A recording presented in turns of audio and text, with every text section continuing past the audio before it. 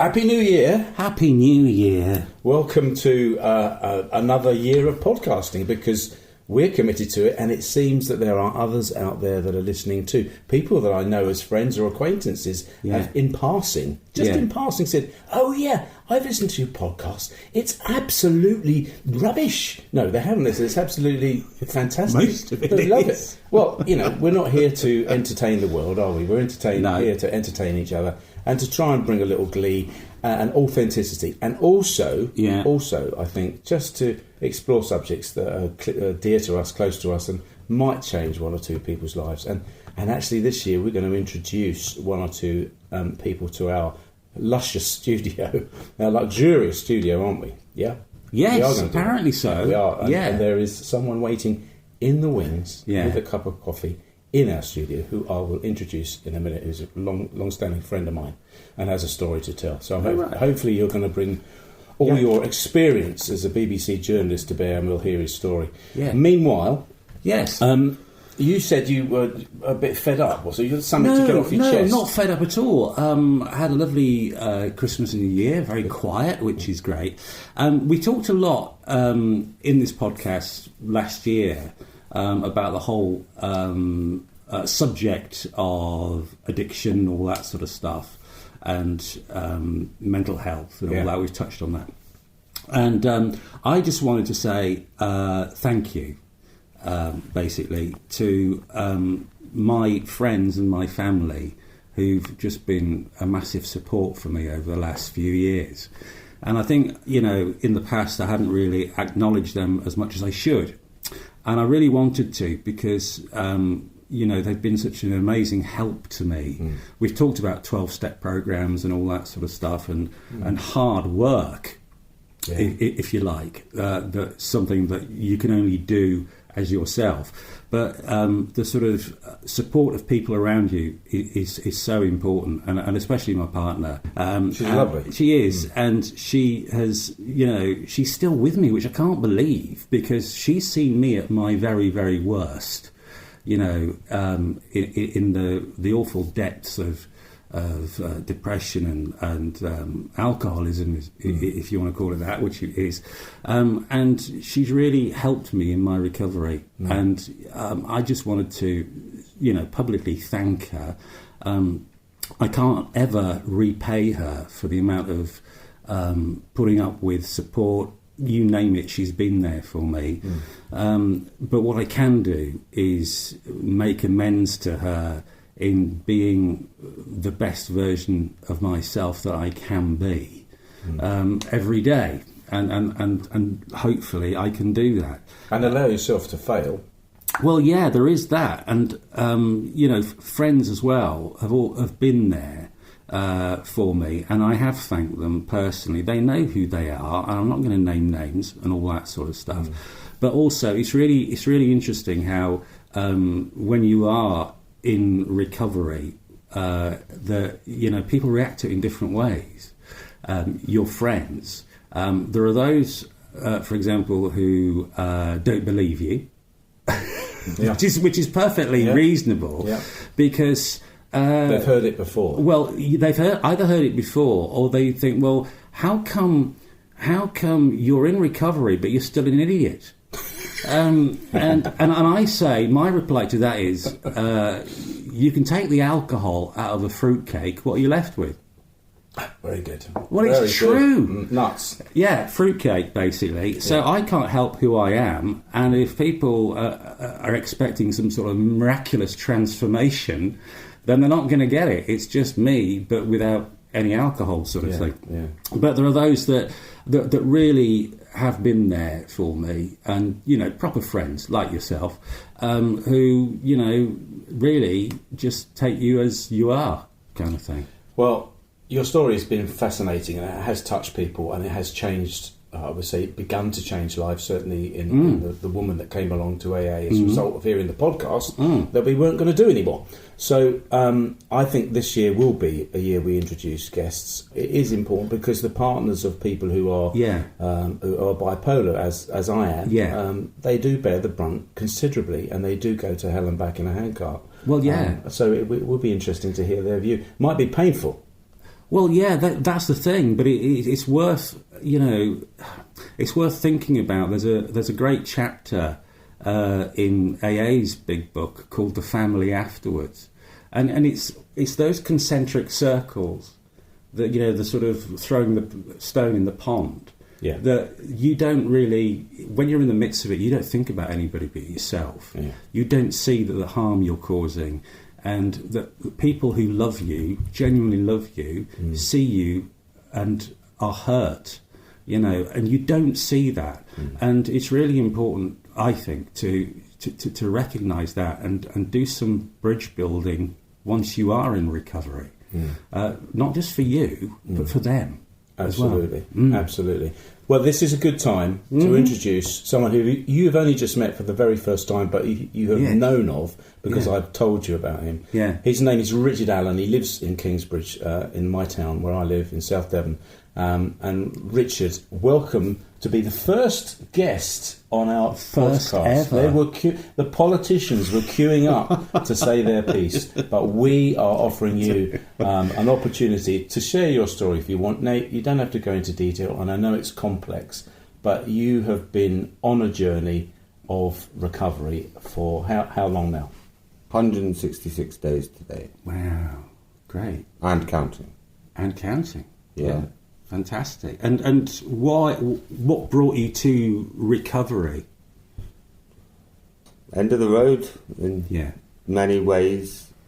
Just also end of a road with no real solution or answers. And I just want to pick up on something you said a second ago about you don't know that you're doing that negative stuff to people. I have a different experience of knowing full well through my addiction of all of the abhorrent behaviour and things, actions. I'm fully aware of them because I'm kind of clever.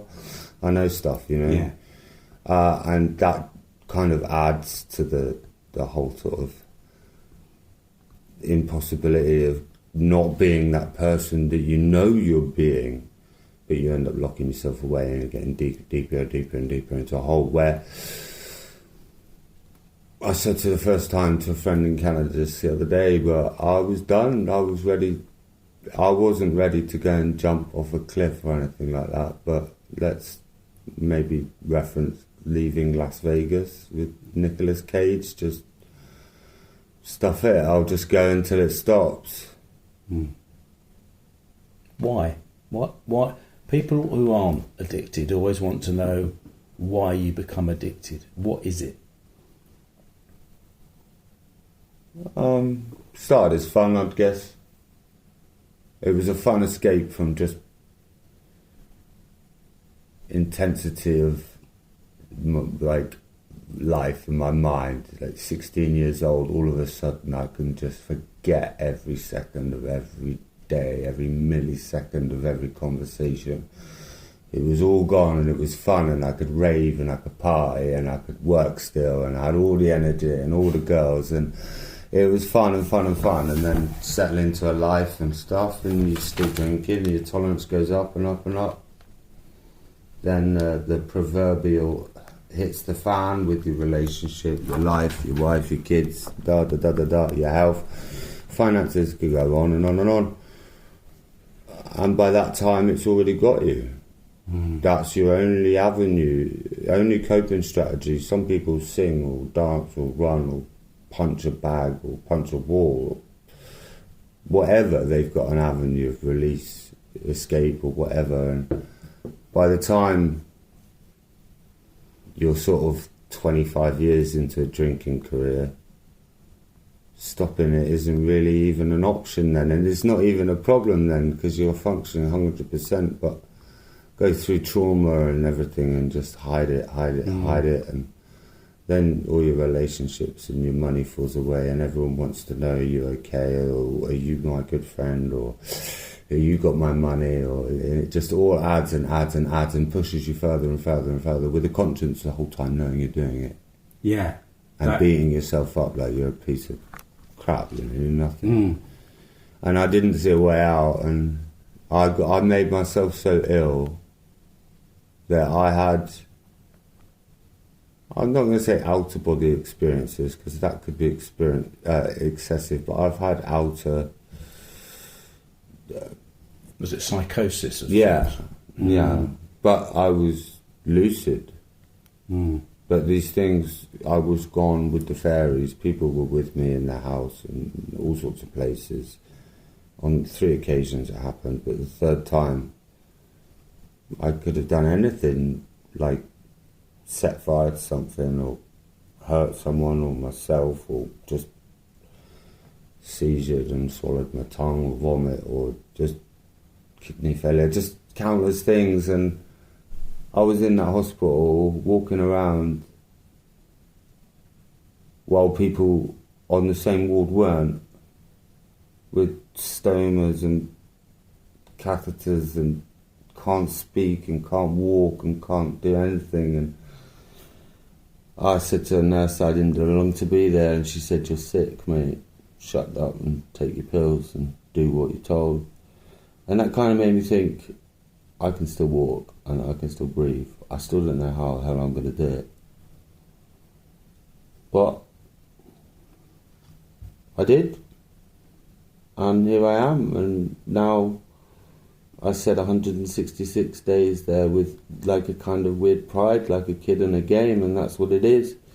Every day it's like, yeah, that's another tick on the box, and I just want to make those ticks as many as possible now, and I'll just have to deal with the liver, the kidneys, the lungs, the digestive system, the brain, the coping strategies, just go on and on and on and on and on about this whole minefield of life that I've just now embarked on as a 16-year-old kid who turned to going on the RAS. Is now like, well, maybe I need to learn how to be socially accepting and acceptable and enjoy stuff and maybe do things painfully, like voluntarily, to get that positive, negative dopamine hit, rather than live a cruddy lifestyle, fall into a place of despair where you get addicted to the dopamine of pain. It's the same chemical, I understand, dopamine, that gives you the pleasure response, but it also feeds your pain response. So running up that hill gives you a massive hit of dopamine, but you can walk away from it with your liver intact. So here I am now, just trying to be all clever on your podcast and stuff. No, you're not trying to be clever. You're just telling us your story, and we really, really appreciate it, because I think you put it very, very well. Because for people that have never been in that awful, awful place of addiction, where you feel like there's no way out, like your back's against the wall and you're sick and tired of being sick and tired, and you really look at the two options open to you: carry on or take your own life. Effectively, that's pretty much the fork in the road, and people might think I'm over dramatising that, but that's how it feels. They're two in the same thing. Yeah, there's just a different route of getting to the same place. Hence the reference to Nicolas Cage in Leaving Las Vegas. Exactly. He decides that's it, I'm done, and he goes to drink away the rest of his days. And I got saved from that, and here I am talking about it. And we're so glad you are. Me too. And I'm going to ask you which might sound like a very glib question. How's it going 166 days in? Are you finding it's getting easier gradually? Or, I mean, it's a very, very difficult process to talk about. And I'll tell you one thing I found is that I felt, because I'd been numbing my emotions for so long, I felt that feeling true emotion was almost like a new experience to me. I had to learn about how to deal with my emotions. Yeah, that's true, and it's I'm almost hypersensitive. I'm hyper aware. I think ever since a child I'm hypersensitive to everything. Like around me, noise, sound, light, touch, heat, hot, cold. I can feel a radiator from over here. Like someone will say, "How can you feel it?" I can feel heat. Like I'm hypersensitive to stuff. I'm still an addict. So am I. And I can find myself I'm having to sort of learn a whole new, like, the coping strategies, because alcohol was just one avenue. Granted, it's a massive one, but I'll still be up at 3 o'clock in the middle of the night, baking, chain smoking cigarettes, drinking coffee that I know I shouldn't be drinking at 3 o'clock in the morning, getting charged up and crashing by 10 o'clock, but still fulfilling that behaviour, knowing full well at the time, don't drink so much coffee, just have one in the afternoon and it'll get you through to the night time, and you go to bed, you relax, you go to sleep. No, have 10 coffees and just be chucked. It's negative, compulsive behaviour, and yeah, that's something I really need to learn to deal with. But like people say to me, you know, having a whole bar of chocolate every night before bed is still not a creative cider. So as long as I get the diabetes clear, and I'll buy some new teeth if I can save up enough, then there is a huge pride in anyone that knows someone who's got an addiction when they appear to crack it.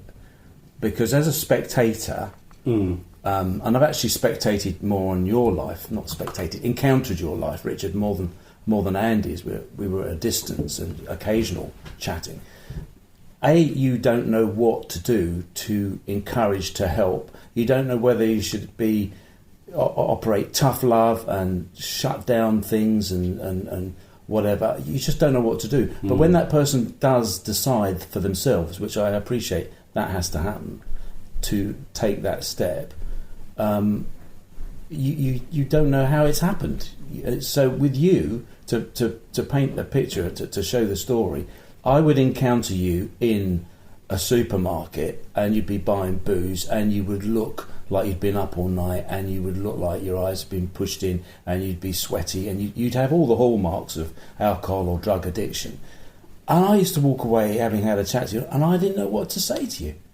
Or all I knew I could do was to say, I'm here for you, let's meet up.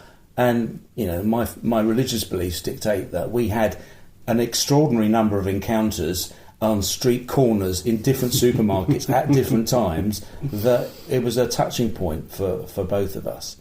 And I want to say I am enormously proud. I'm in awe of how resolved you are. You're being resolute, and I don't know how you found that. I don't know how you did it. And anyone listening out there who knows someone who's in that situation, I just hope that we can either connect with them directly through our email address, or that we will find people and be able to encourage them. To hark back to what Andy said at the start about how he's in such thanks and awe to all the people, friends around him, and, like, as you were saying, as someone looking in. And I've even encountered someone just this week, a young lad who's maybe the spit of me a year ago, I don't know. But I still don't know what to do. No. I can't give him tough love, I can't tell him. However, to call back on Andy, the only people that deserve the thanks are just saying, look, the door's open, mate. Just maybe that random text at 7 o'clock on a Sunday night, which I never was going to reply to because I've got my head up my backside with a darkened room trying to knock myself out of consciousness. Yeah. So connecting with people who have gone through it or are going through it is absolutely vital. And we can do that through this podcast. Our email address is paulandandyspodcast@gmail.com. If you're going through it, if you're suffering an addiction, or you're on the sidelines of watching somebody suffer an addiction, then contact us and we'll put you in touch with some relevant people. So it's paulandandyspodcast@gmail.com. And you can find out that through all of the podcast broadcasters, our email address there as well. If you've missed it, you said something off mic which was really powerful, because you're working as a chef, you're a bit cheesed off with how it's going, but you've got high aspirations to change it and be part of that change. But you said something and it was. I can remember it. Just say it for you. Yeah, please. Well, I'm not a has-been. I'm a could have been, and I'm gonna be. So I'm not a has-been. I'm a could have been. I'm a will be, I suppose. Yeah. And that is, well, that's about as good as it gets as far as I'm concerned. If you've been down to hell and back, I mean, wow, that's asserting your control over your future, isn't it? Yeah, it's some kind of control. And you were leading on to your faith earlier just a little bit, and I have to say that I'm exploring that massively. On my last visit to hospital, I started that, and I've got massive aspirations, whatever, but there's no, now in my life, there's no deadlines or even expectations, just ideas and dreams, and keep doing what you can, spread the love, do good things, and if you increase positive actions by 1% in a day, what does that make in a year, and 5 and 10? And that actually, it sounds so easy, and I've never really thought that I'd be able to sort of settle and comprehend that, but I kind of do, and I like it, and I sometimes get a little bit worried that something bad's bound to happen, and I think I almost manifested it just recently to maybe start messing up things, but then I'm able to stand back and say, well, just I'm not responsible for anything else in the world, just me and what I'm doing. So yeah, keep doing good things and smiling about it, and being thankful for that too. I've never recognised in my life, I've always looked for thanks and what's the word? Affirmation. Confirmation. Affirmation. Yeah. And I don't want it from anyone else. I'll just keep it between me and Mr. God upstairs. Honestly, Richard, I can't thank you enough for coming on to our podcast. Just sitting here listening to you, for somebody that's been in recovery for 166 days, it's just amazing that you've got such a good grasp of this recovery business and your understanding of it, your determination, and I think you'll just go from strength to strength. And people say in AA it's just a day at a time. We've only got a temporary reprieve from this illness or addiction, whatever you want to call it. And you alluded to that earlier by saying I'll always be an addict, but you're giving yourself that one day at a time, and the days add up, and I'm so happy for you, and thanks just for taking the time to come in and talk to us about it, because I can identify with so much of that. So you're doing a great job. You're doing a great job. Man. Yeah, well done, mate. Come back and talk to us again. Yeah, come back. We'll put people in touch with you so you can encourage them. We might even be able to talk about chrysanthemums as well, if you like. Ooh. I like flowers. Gosh, you're teasing now, isn't Who'd it? have thought it? Teasel, yeah, we can talk about teasel if you like.